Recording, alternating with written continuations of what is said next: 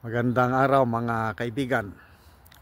Gusto kong i-share sa inyo ngayon ang napakatapang na pahayag ng isang 2-star general ng Armed Forces of the Philippines tungkol sa nakakahiya, tungkol sa pagkakamali ng administrasyon ng PBBM. Okay, gusto ko lang munang i-advertise na meron akong backup channel, The General's Perspective. Ang link ng channel na ito nakalagay sa description box ng ating video. Please click and subscribe. Dahil nabantayan ko itong channel natin ngayon na General's Viewpoint, mayroon na namang nag-a-attempt na i-hack, igorgor. Ito na po ang trademark ng Gorgor administrasyon na ito. So salamat sa mga nakasubscribe at salamat sa mga magsusubscribe pa. Okay, ito. Si Major General Romeo V. Pocis, nag-post siya sa kanyang social media account. Kahapon ito Ang ganda yung kanyang paliwanag dito sa nangyayaring tensyon sa West Philippine Sea. What an embarrassment, sabi niya. Nakakahiya itong palisiya ng administrasyong ito. Okay, title niya is War is in the Offing. Nagbabadya ang giyera. Nandyan na, paparating na. Okay, I say again, the Philippines is not the enemy of China in the South China Sea. It is the mighty United States of America. I-summarize ko na lang dahil mahaba. Sabi niya, bakit tayo hinaharas ng China, lalo na yung pag-resupply natin sa ating mga sundalo sa Ayungin Shoal, okay? Sabi niya, sinite niya yung Vietnam. Yung Vietnam, meron ding mga disputed islands. Labanan niya Vietnam and China. I think ang Vietnam mas marami pa mga more than 20 ang pinag-aagawang shoal o islands. At nagkaroon na ng patayan diyan noon Mga more than 100 Vietnamese patayan na diyan. So, sabi ni General Pocis,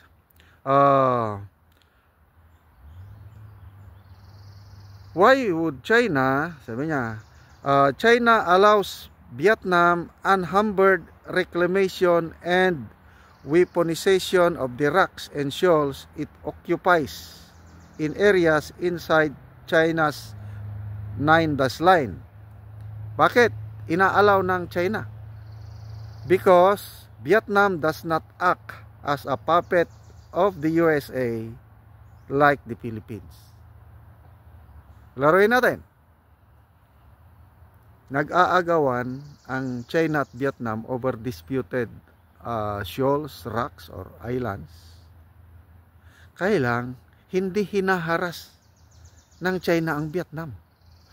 Malala nyo yung hearing sa Kongreso na ang isang fisher babae, mangingisda, bakit kami lang Pilipino ang pinagbabawalan ng China?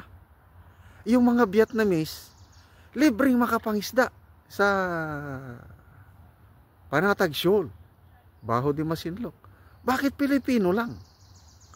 Ito na yung sinasabi ni General Pocis na kahit may bangayan sa teritoryo, okay lang. China and Vietnam, okay na ang relasyon nila ngayon. Hindi na hinuhuli ang mga fishermen, hindi na pinagbabawalan. Ang Vietnam, pinapabayaan lang na i-militarize o i-improve yung mga contested areas. Kasi ang Vietnam hindi tuta ng US. Ang Pilipinas ngayon, tuta, puppet. Panahon ni PRRD, meron bang tensyon na ganito? Wala. Kasi si PRRD hindi nagpatuta sa US.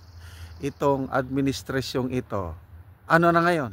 Puppet, tuta ng US, sunod-sunuran lang. Okay, next. Diniscuss niya yung nangyaring pinakaletes na banggaan sa Ayungin Shoal, na kung saan ang ating mga Philippine Navy sailors kawawa. 8 ang sugatan. Ang isa naputulan pang kamay. Okay, basahin ko yung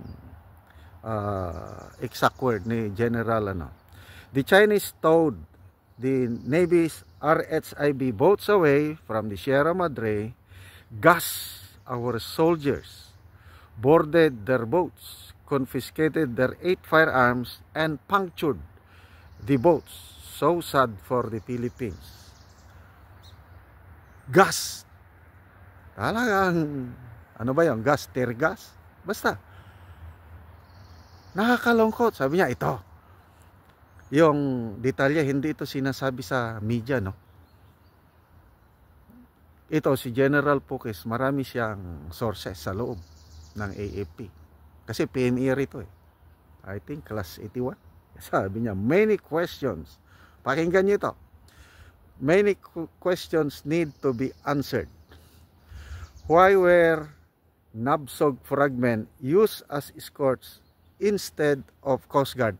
Nabsog, ito po yung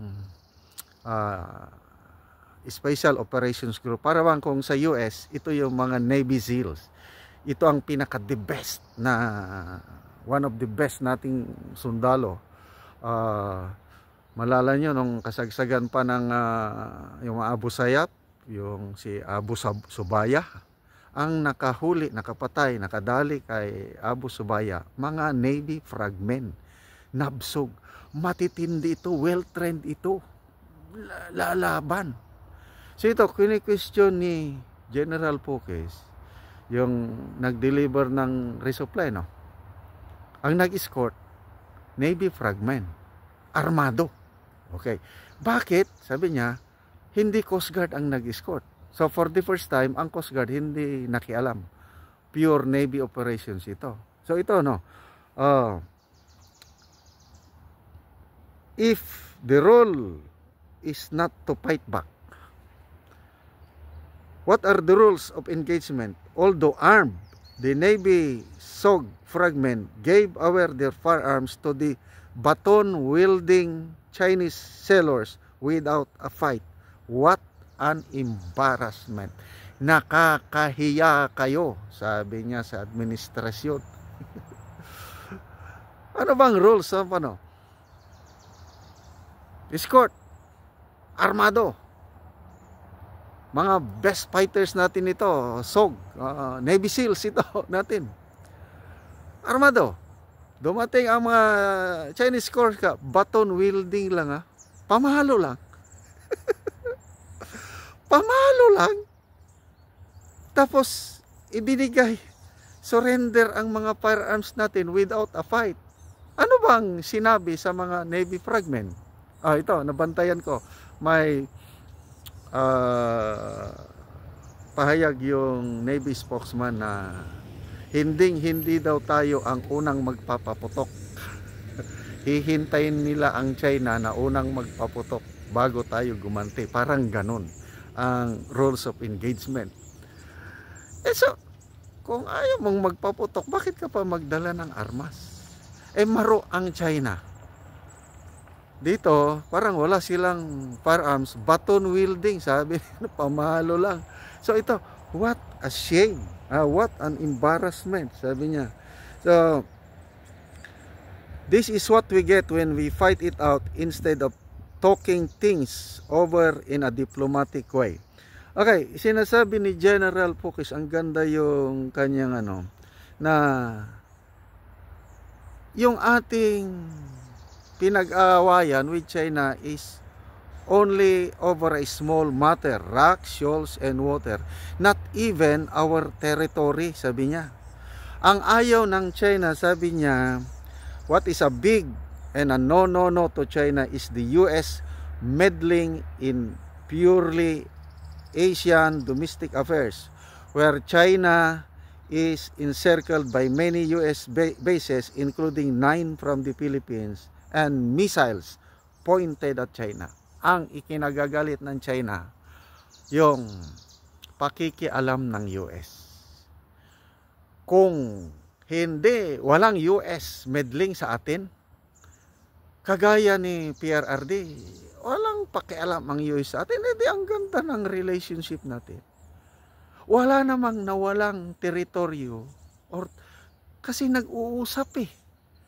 Ngayon wala nang pag-uusap. Patigasan ng ulo. So, ano ang mangyayari sa atin sa mga susunod? Resupply ulit. Hindi naman natin pwedeng pabayaan yung territorial rights natin. Sabi ni General Pukis, hindi pa nga natin teritoryo yun. Ano lang, sovereign rights lang. It's not our territory, rights lang yun. Tapos makikipaggera ka, makikipagpatayan ka na dahil lang doon. So, ito, basta it will lead us to war, sinasabi niya. Yung ganitong foreign policy ng gobyerno, it will lead us to war. And sinasabi niya, aasa ba tayo na pag nagkagera ang US tutulungan? No way, sabi niya. They can just give us arms. Correct. Parang Ukraine. Ang US hindi automatic nasasama sa gera. Kasi yung Mutual Defense Treaty kailangan ng approval ng US Congress. Sinong bansa na makipaggera sa isang superpower na bansa over the death of few Filipinos? Never.